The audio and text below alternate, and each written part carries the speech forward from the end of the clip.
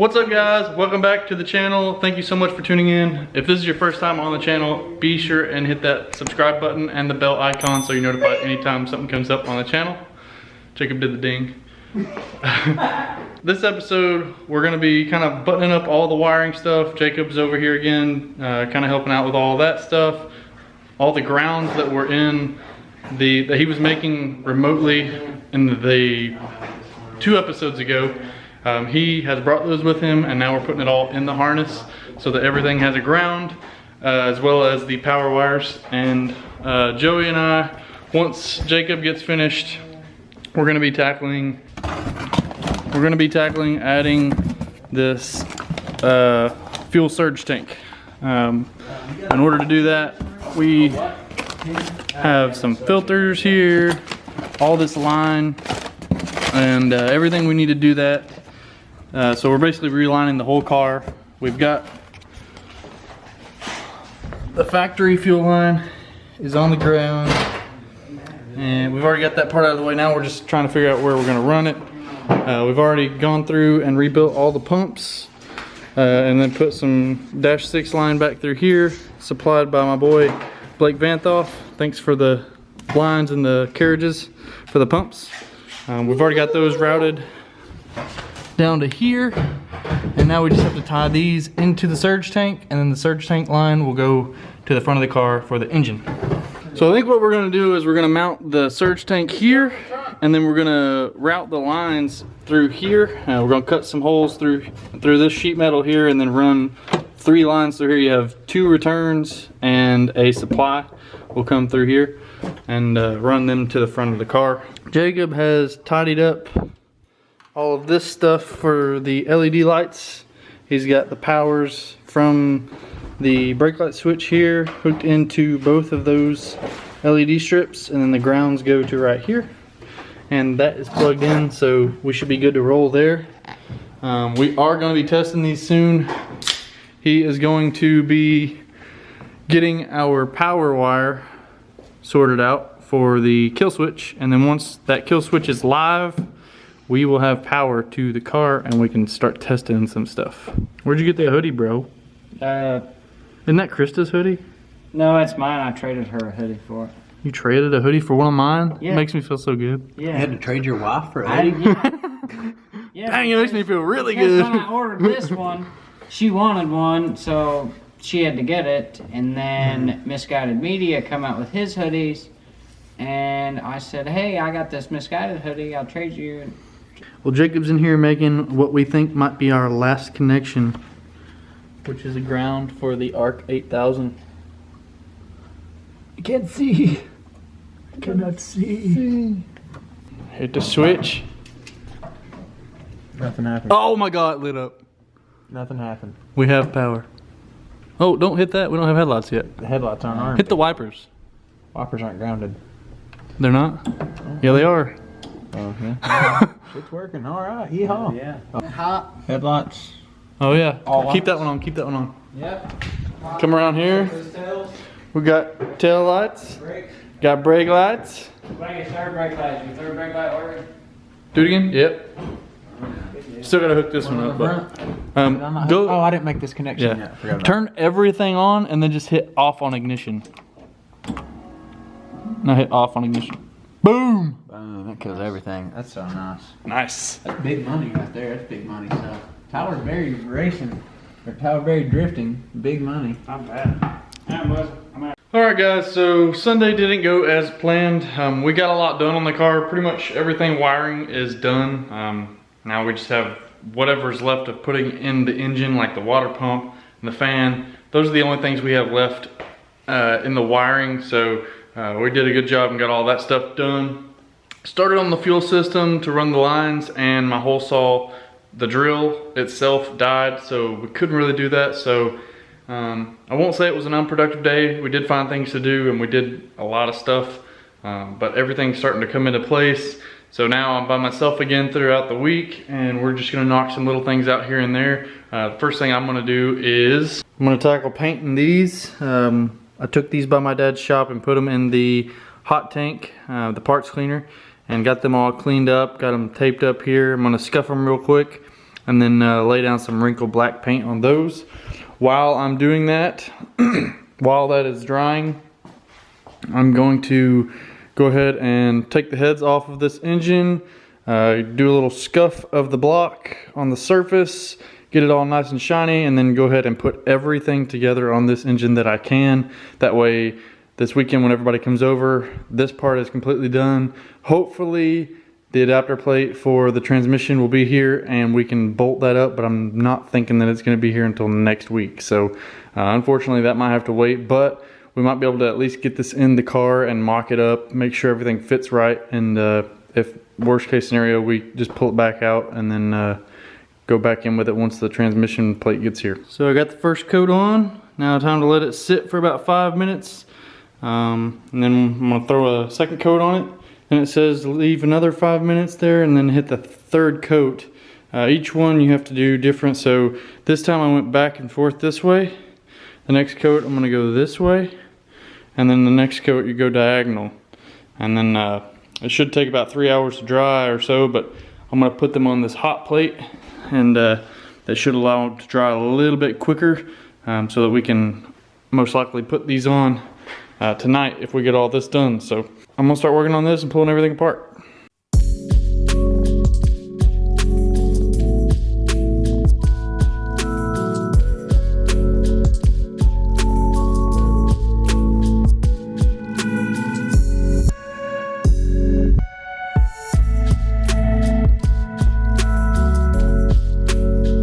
So I've got the new valley cover installed from Holley that they sent us, and it looks awesome. It's gonna definitely bring out this engine a lot more, and especially since we're gonna have that high ram up here, you're gonna be able to see this down below. We're actually gonna have a steam port lines here that will run from each head and then bleed off through here, so it's gonna look really cool underneath the intake manifold as well. This is pretty cool. Thanks, Holley.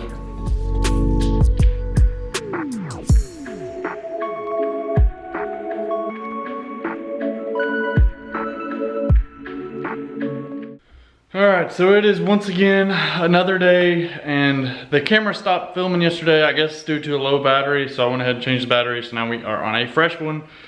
We did run into quite a major issue yesterday. So I got all of these bolts torqued, all 5 of these and all 5 of these, and I was moving on to this last step of the torquing process where I torque these.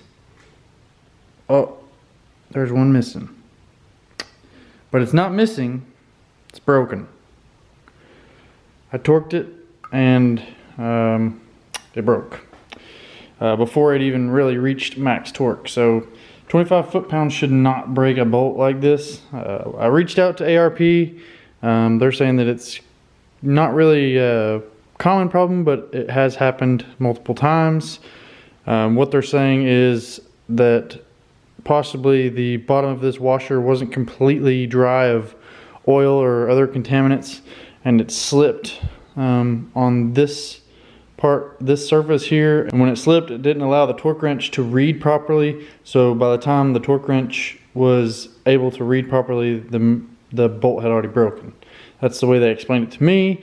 So now they are overnighting me one of these. I should have it tomorrow or Friday, not really sure which, but I figured I at least need to try and get this one out. Don't know if you guys can see it in there, but the end of the bolt is basically flush with the head gasket here. So I'm gonna try and use a reverse drill bit to see if I can't get that thing out of there. And if not, then we're gonna have to pull the head off and think of another way to get it out of there, which is what I really don't wanna do because of time. Hopefully, best case scenario goes, I can drill that out and we can go ahead and throw that other head on there too, so we'll see what happens. So I got the head gasket off and the head, and why don't you just take a look at this. I don't know how we could have gotten any luckier with this. Look at that. Don't even have to extract it with an extractor. Alright, so the head is back on. Everything is torqued, all except this one bolt. Which is the last bolt in the sequence. So I figured I can just wait, put that on last. Once it comes in, then this head will be done. What I'm gonna go ahead and do is put all the push rods in place. I've got some Permatex Ultra Slick here. I'm gonna put on each end of it and throw them down in there. Put the rocker arms on. They're over here soaking in oil.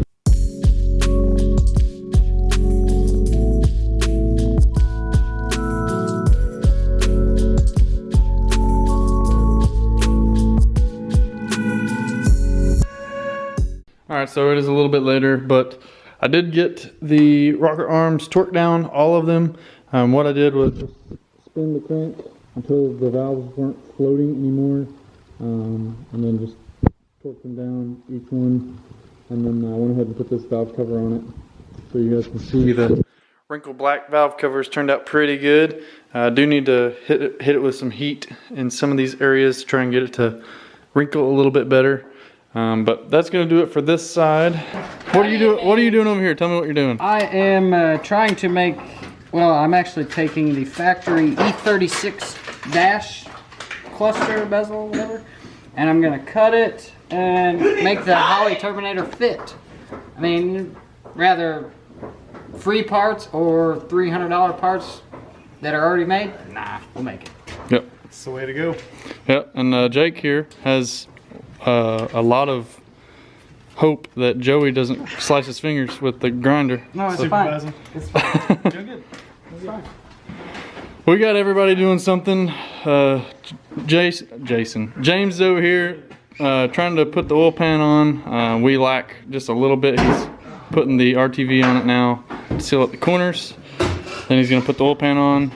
We can tighten everything down, get it ready to put it on the cherry picker. And we already got the motor mounts in. Then we can throw it in the car. We got a new face helping us today. It's Eric. He is currently working on helping us with the fuel level sending units to make them work. We decided to be a little extra, as Joey would think, and make it to where we can see our fuel level. So he's taking care of that. Jacob is back here. What's Jacob doing now? What's up, man? I'm always doing wiring, man. I'm finishing it up. We're 100% in it. 100% in it. 100% in everything. Just tidying it up and putting zip ties on things, making sure everything's cut to length and ran where it needs to go. We'll make it look good. Sweet. Yeah, we got stuff going everywhere and people are everywhere, and I'm so thankful for all the help. We're all trying to make it work, and I'm just kind of floating around, helping where I can. But yeah, we're just gonna keep chugging right along. Boom! Oil pan is on, all torqued. Got the front seal in.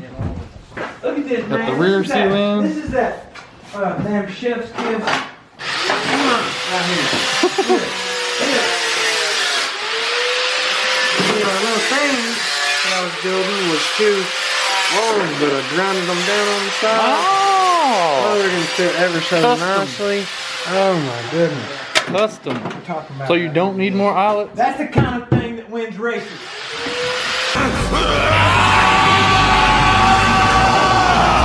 Alright, so we've been hard at it, and we have gotten to the point where we're starting to put the engine with the transmission with the PMC adapter that I got from Drift HQ.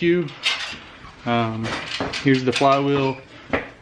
We had to buy this plate, but the one that I bought was the wrong one because there wasn't a spacer on the back of here, right through here. So this actually rubbed the bolts on the back cover.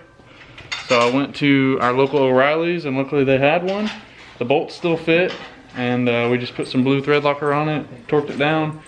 Now we're trying to figure out these bolts on the adapter kit. One of them was kind of wonky. It looked like it may have been made from a monkey or something, but it had like 3 points on it, and then the rest of it was round. So we're trying to find another bolt that might work. We're over here trying to get this plate on the transmission, and then when we're done, this plate will bolt to the engine plate, and then we'll be one. So as you can see outside, it is now super dark. After many hours of trying to get this to mate up with this, we had some issues there, but it finally popped in.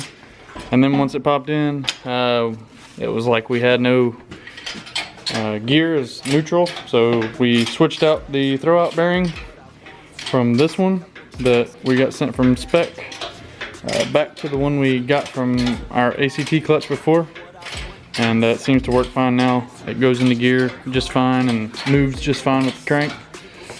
So now the next thing to do is roll this thing over here and set her in. You ain't never gonna stop me, cause it's my conquest, and I'm never gonna rest. Yeah, and y'all don't know that I'm a soldier. I always felt like I'm a